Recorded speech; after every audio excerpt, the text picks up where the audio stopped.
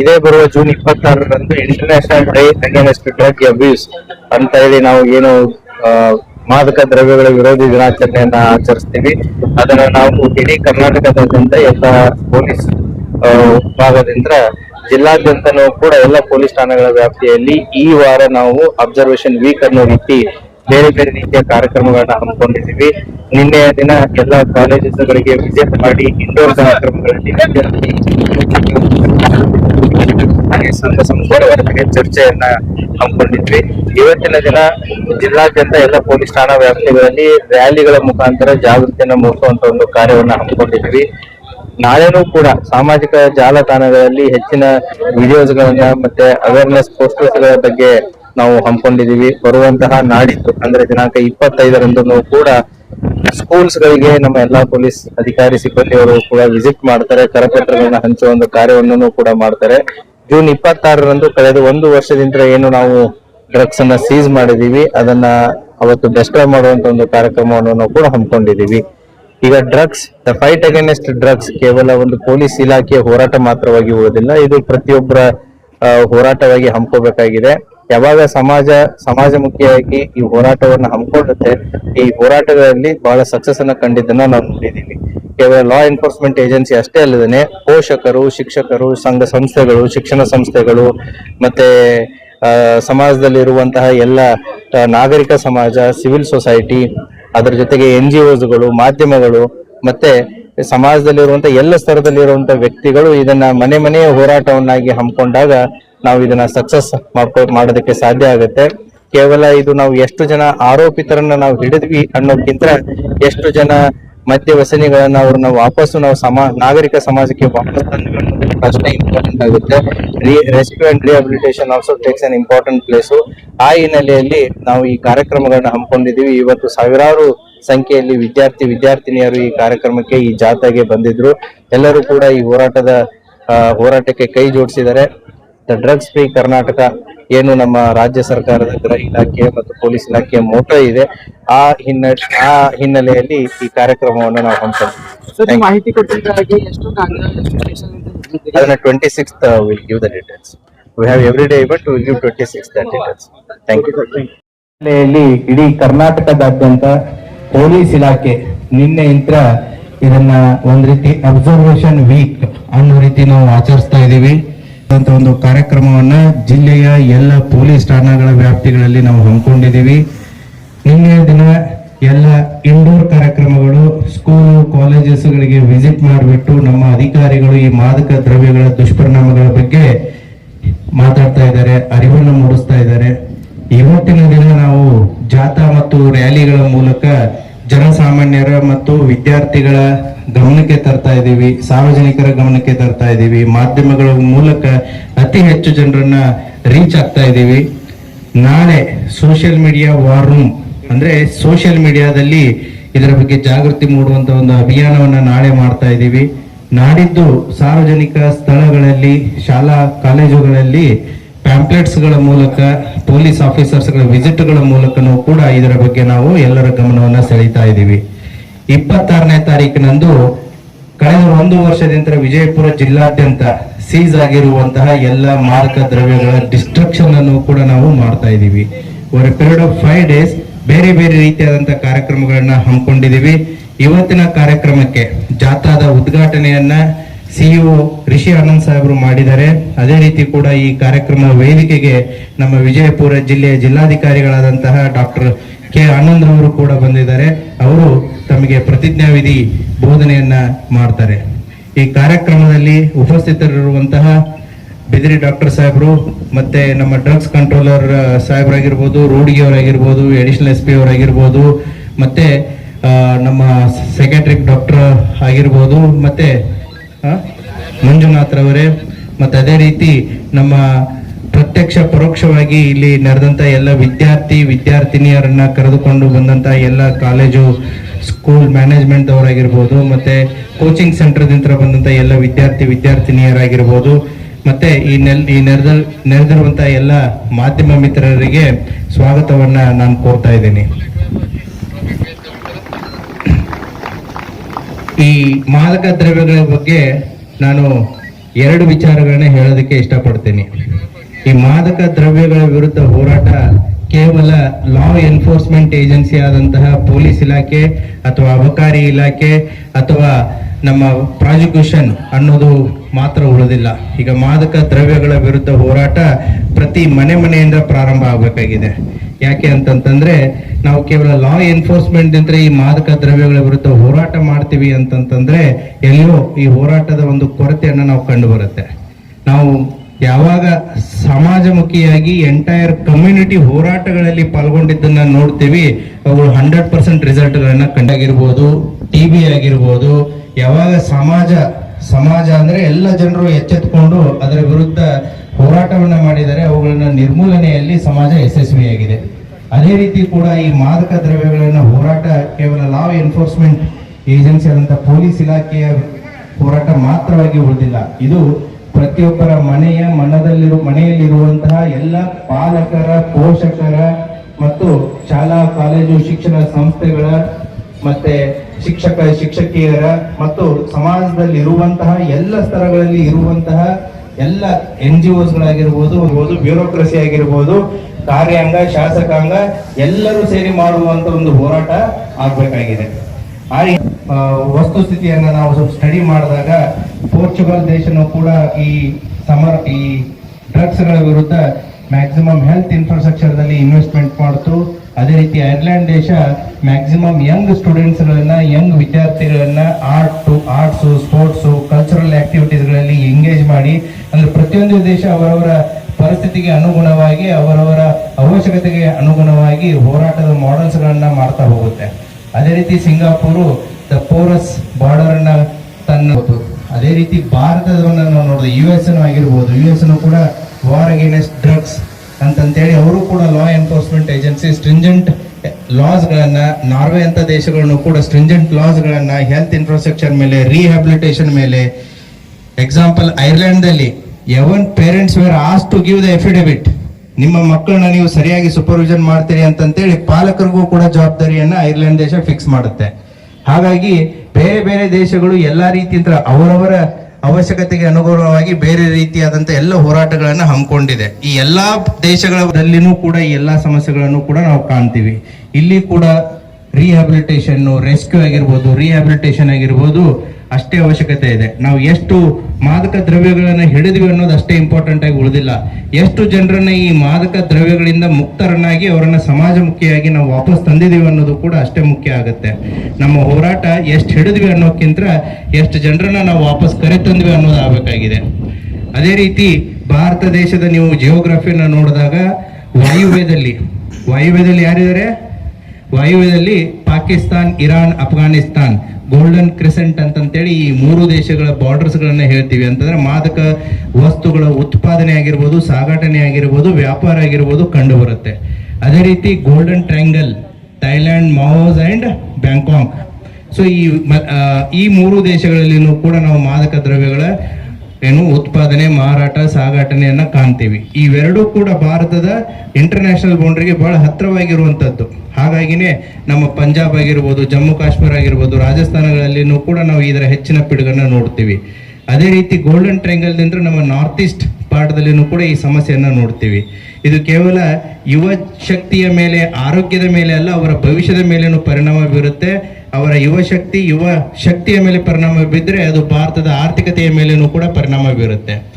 ಈ ಡ್ರಗ್ಸ್ ದಂಧೆಯಂತ್ರ ಬರುವಂತಹ ದುಡ್ಡನ್ನ, ಬ್ಲ್ಯಾಕ್ ಮನಿಯನ್ನ ಈ ಇನ್ಸರ್ಜೆನ್ಸಿ ಮತ್ತು ಟೆರರಿಸ್ಟ್ ಆಕ್ಟಿವಿಟಿಗಳಲ್ಲಿನೂ ಕೂಡ ಅದನ್ನ ಇನ್ವೆಸ್ಟ್ ಮಾಡುವಂತದ್ದನ್ನ ನೀವು ಯಾವ ಮೂವಿಯಲ್ಲಿ ನೋಡ್ತೀರಿ? ದುರಂಧರ್ ಮೂವಿಯಲ್ಲಿ ನೋಡ್ತೀರಿ, ಅದು ಸತ್ಯ. ಸೊ ಹಾಗಾಗಿ ಈ ಮಾದಕ ವಸ್ತುಗಳ ವಿರುದ್ಧಿನ ಹೋರಾಟ ಕೇವಲ ಪೊಲೀಸ್ ಇಲಾಖೆ ಹೋರಾಟ ಆಗಿ ಉಳಿದಿಲ್ಲ, ಇದು ಸಮಾಜದ ಹೋರಾಟ ಆಗಿ ಪರಿವರ್ತನೆ ಆಗಬೇಕಾಗಿದೆ. ಹಾಗಾಗಿ ನಿಮ್ಮ ಇದರ ಇನ್ವಾಲ್ವ್ಮೆಂಟು ಬಹಳ ಅತಿ ಅವಶ್ಯಕ. ಹಾಗಾಗಿ ಈ ಕಾರ್ಯಕ್ರಮವನ್ನು ನಾವು ಇವತ್ತು ಹಮ್ಮಿಕೊಂಡಿದ್ದೀವಿ. ಇದಕ್ಕೆ ನಮ್ಮ ಪೊಲೀಸ್ ಇಲಾಖೆ ಎಲ್ಲ ಅಧಿಕಾರಿ ಸಿಬ್ಬಂದಿ ವರ್ಗದವರಾಗಿರ್ಬೋದು, ಮತ್ತೆ ಈ ವೇದಿಕೆ ಮೇಲಿರುವಂಥ ಎಲ್ಲ ಅಧಿಕಾರಿ ವರ್ಗದವರಾಗಿರ್ಬೋದು ಇದಕ್ಕೆ ಬಹಳಷ್ಟು ಸಹಾಯ ಸಹಕಾರವನ್ನ ಮಾಡಿದ್ದಾರೆ. ಮಾಧ್ಯಮಗಳ ಮೂಲಕ ಇದನ್ನ ಹೆಚ್ಚಿನ ಜನರಿಗೆ ತಲುಪಿಸಬೇಕು ಅನ್ನುವಂಥ ಒಂದು ಉದ್ದೇಶದಿಂದ ಈ ಕಾರ್ಯಕ್ರಮವನ್ನು ಹಮ್ಮಿಕೊಂಡಿದ್ದೀವಿ. ಈ ಕಾರ್ಯಕ್ರಮಕ್ಕೆ ಆಗಮಿಸಿರುವಂತಹ ಮಾನ್ಯ ಜಿಲ್ಲಾಧಿಕಾರಿಗಳು ತಮ್ಮನ್ನು ಉದ್ದೇಶಿಸಿ 2 ಮಾತುಗಳನ್ನ ಹೇಳಬೇಕು ಅಂತ ನಾನು ಕೋರ್ಕೋತೀನಿ. ಧನ್ಯವಾದ. ಎಲ್ಲರಿಗೂ ನಮಸ್ಕಾರ. ಪೊಲೀಸ್ ಇಲಾಖೆ ವತಿಯಿಂದ ವಿಜಯಪುರ ಜಿಲ್ಲೆಯಾದ್ಯಂತ ಒಂದು ವಾರದ ಈ ಒಂದು ಇಂಟರ್ನ್ಯಾಷನಲ್ ಡ್ರಗ್ ಫ್ರೀ ವೀಕ್ ಅನ್ನು ಆಚರಣೆ ಮಾಡ್ತಾ ಇದ್ದಾರೆ. ಈ ಕಾರ್ಯಕ್ರಮದ ಉದ್ದೇಶಿಸಿ ಈಗ ಮಾತಾಡಿರುವಂತಹ SP ಸಾಹೇಬರು, ಲಕ್ಷ್ಮಣ್ ನಿಂಬರ್ಗಿ ಸಾಹೇಬರು, ಮತ್ತೆ ಅಡಿಷನಲ್ SP, ಮತ್ತೆ Indian red cross, additional drug controller, ಇಲ್ಲಿ ನೆರೆದಿರುವಂತಹ ಎಲ್ಲ ವಿದ್ಯಾರ್ಥಿನಿಯರು, ಮಾಧ್ಯಮ ಮಿತ್ರರು, ಎಲ್ಲರಿಗೂ ನಮಸ್ಕಾರಗಳು. ಈಗ ತುಂಬಾ ಇಂಪಾರ್ಟೆಂಟ್ ಪಾಯಿಂಟ್ ಇದು. ಏನು ಒಂದು ದಿವಸದ ಕಾರ್ಯಕ್ರಮ ಅಲ್ಲ, ಸಮಾಜದ ಒಂದು ದೊಡ್ಡ ಒಂದು ಸಮಸ್ಯೆ. ಪ್ರತಿಯೊಬ್ಬ ಮನೆಯಿಂದನೂ ಕೂಡ ಇದನ್ನು ನಾವು ಎದುರಿಸುವಂತದ್ದು ಆಗ್ಬೇಕು. ಸಾಕಷ್ಟು ಮಾಧ್ಯಮಗಳಲ್ಲಿ, ಪತ್ರಿಕಾ ಮಾಧ್ಯಮಗಳಲ್ಲಿ, ಮತ್ತೆ ನಾವು ಹತ್ತಿರದಲ್ಲಿಂದನೂ ನೋಡಿದ್ದೇವೆ ಈ ಡ್ರಗ್ ಅಬ್ಯೂಸ್ ನಿಂದ ಒಬ್ಬ ಭವಿಷ್ಯ ಹೇಗೆ ಹಾಳಾಗ್ತದೆ, ಮತ್ತೆ ಆ ಮನೆಯ ಕುಟುಂಬ ಹೇಗೆ ಹಾಳಾಗ್ತದೆ, ಮತ್ತೆ ಮುಂದಕ್ಕೆ ರಾಜ್ಯಕ್ಕೆ ಮತ್ತೆ ದೇಶಕ್ಕೆ ಯಾವ ರೀತಿ ಹಾನಿ ಆಗ್ತದೆ ಅಂತ ಸುದೀರ್ಘವಾಗಿ ಹೇಳಿದ್ದಾರೆ. ಎಲ್ಲ ವಿದ್ಯಾರ್ಥಿಗಳು ಮತ್ತೆ ಕೋಚಿಂಗ್ ಸೆಂಟರ್ ಹುಡುಗರೆಲ್ಲ ಬಂದಿದ್ದೀರಾ. ಈ ಒಂದು ಅಂಬೇಡ್ಕರ್ ಕ್ರೀಡಾಂಗಣದಲ್ಲಿ ಈ ಒಂದು ಕಾರ್ಯಕ್ರಮ ಆಗುವಂಥದ್ದು ಅತಿ ವಿಶೇಷ. ಯಾಕೆಂದ್ರೆ ಕ್ರೀಡೆಯಲ್ಲಿ ಪ್ರತಿಯೊಂದು ಯುವಕರು ಕೂಡ ತೊಡಗಿಸಬೇಕು. That is very important. ಯಾರೊಬ್ಬರು ಕ್ರೀಡೆಯಲ್ಲಿ ತುಂಬಾ ಚೆನ್ನಾಗಿ ರೆಗ್ಯುಲರ್ ಪ್ರಾಕ್ಟೀಸ್ ಮಾಡ್ತಾ ಇದ್ದಾರೆ, ಯಾರು ಫೋಕಸ್ಡ್ ಆಗಿದ್ದಾರೆ, ಅವರು ಇದರಲ್ಲಿಂದ ಹೊರಗಡೆ ಬರಲಿಕ್ಕೆ ಸಾಧ್ಯತೆ ಇದೆ. ಜೊತೆಗೆ ಆರೋಗ್ಯ ಇಲಾಖೆಯಿಂದನೂ ಕೂಡ ಸಾಕಷ್ಟು de addiction centres, counselling centres ಅನ್ನು ಕೂಡ ಮಾಡಿದ್ದಾರೆ. ಆದಾಗಿನೂ ಎಲ್ಲೋ ಒಂದು ಕಡೆ ಈ ಮೆಂಟಲ್ ಹೆಲ್ತ್ ಅಂತ ಬಂದ ಕೂಡಲೇನೆ ಅದು ಒಂದು ಸೋಷಿಯಲ್ ಸ್ಟಿಗ್ಮಾ ಆಗಿ ಉಳಿದಿದೆ. ಹಂಗಿರಬಾರದು. ಯಾರಿಗೆ ಮಾನಸಿಕವಾಗಿ ಒತ್ತಡ ಇದೆಯೋ, ಮಾನಸಿಕವಾಗಿ ಈಗ ಡ್ರಗ್ ನಲ್ಲಿ ಈಗಾಗಲೇ ಸಿಲುಕಿದಾರೋ, ಅವರು ಹೊರಗೆ ಬರಲಿಕ್ಕೆ ಸಾಧ್ಯತೆ ಇದೆ. ಅದನ್ನು ನಾವು ಅಪ್ರೋಚ್ ಮಾಡಬೇಕು, ಸೂಕ್ತ ಸಮಸ್ಯೆಗಳಿಗೆ ಪರಿಹಾರ ಕಂಡುಕೋಬೇಕು. ಸಾಕಷ್ಟು ಸೂಸೈಡ್ಗಳನ್ನು ನೋಡ್ತಾ ಇದ್ದೇವೆ.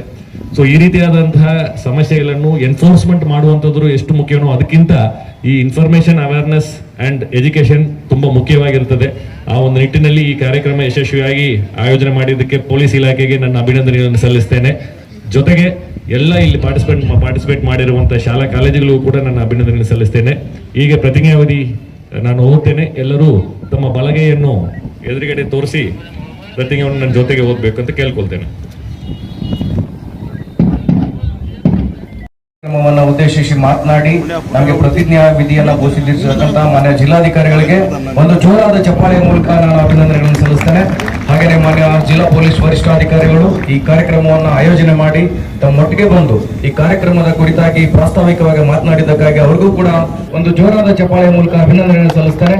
ಹಾಗೆಯೇ ಹಿರಿಯರಾಗಿರ್ತಕ್ಕಂಥ ಡಾಕ್ಟರ್ ಬಿದ್ರಿ ಸರ್ ಅವರಿಗೂ, ಹಾಗೆಯೇ ವೇದಿಕೆಯಲ್ಲಿ ಉಪಸ್ಥಿತರ್ತಕ್ಕಂಥ ಗೌರವಾನ್ವಿತ ಅಡಿಷನಲ್ SP ಸರ್ ಅವರಿಗೂ, ಹಾಗೆಯೇ ಎಲ್ಲ ಹಿರಿಯ ಅಧಿಕಾರಿಗಳಿಗೂ ತುಂಬ ಹೃದಯದ ಅಭಿನಂದನೆ ಸಲ್ಲಿಸ್ತೇನೆ. ಹಾಗೆಯೇ ಇವತ್ತಿನ ಕಾರ್ಯಕ್ರಮಕ್ಕೆ ಬಹಳಷ್ಟು ನಮ್ಮ ಕೋಚಿಂಗ್ ಸೆಂಟರ್ನ ಎಲ್ಲ ವಿದ್ಯಾರ್ಥಿಗಳು ಮತ್ತೆ ಕೋಚಿಂಗ್ ಸೆಂಟರ್ನ ಮುಖ್ಯಸ್ಥರುಗಳು ಕೂಡ ಆಗಮಿಸಿದಿರಿ. ತಮಗೂ ಕೂಡ ತುಂಬ ಹೃದಯದ ಅಭಿನಂದನೆ ಸಲ್ಲಿಸ್ತೇನೆ. ಜೊತೆಗೆ ಮಾಧ್ಯಮದ ಮಿತ್ರರಿಗೂ ಕೂಡ ಅಭಿನಂದನೆಗಳನ್ನು ಸಲ್ಲಿಸಿ ಇವತ್ತಿನ ಕಾರ್ಯಕ್ರಮವನ್ನ ಇಲ್ಲಿಗೆ ಮುಕ್ತಾಯಗೊಳಿಸ್ತಾ ಇದ್ದೇವೆ. ಜೈ ಹಿಂದ್. ತಮ್ಮೆಲ್ಲರಿಗೂ ಕೂಡ ಅಲ್ಪೋಪಹಾರದ ವ್ಯವಸ್ಥೆ ಇದೆ. ರೂಢಗಿರವರು ರೆಡ್ ಕ್ರಾಸ್ ಸಂಸ್ಥೆಯವರ ಸಹಯೋಗದೊಂದಿಗೆ ಅಲ್ಪೋಪಹಾರದ ವ್ಯವಸ್ಥೆಯನ್ನು ಕಲ್ಪಿಸಿದ್ದಾರೆ. ಗೌರವಾನ್ವಿತ ಬಿದ್ರಿ ಸರ್ ಅವರ ನೇತೃತ್ವದಲ್ಲಿ ಇದನ್ನ ವ್ಯವಸ್ಥೆ ಮಾಡಲಾಗಿದೆ. ಸರ್ ಅವರ ನೇತೃತ್ವದಲ್ಲಿ ಅವರೆಲ್ಲರಿಗೂ ಕೂಡ ಅಭಿನಂದನೆ ಸಲ್ಲಿಸ್ತೇನೆ. ಈಗ ತಾವೆಲ್ಲರೂ ಅಲ್ಪೋಪಹಾರವನ್ನು ಸೇವಿಸಿ ನಿಧಾನವಾಗಿ ತೆರಳಲಿಕ್ಕೆ ವಿನಂತಿಯನ್ನು ಮಾಡ್ತೇನೆ. ಮತ್ತೊಮ್ಮೆ ಜೈ ಹಿಂದ್.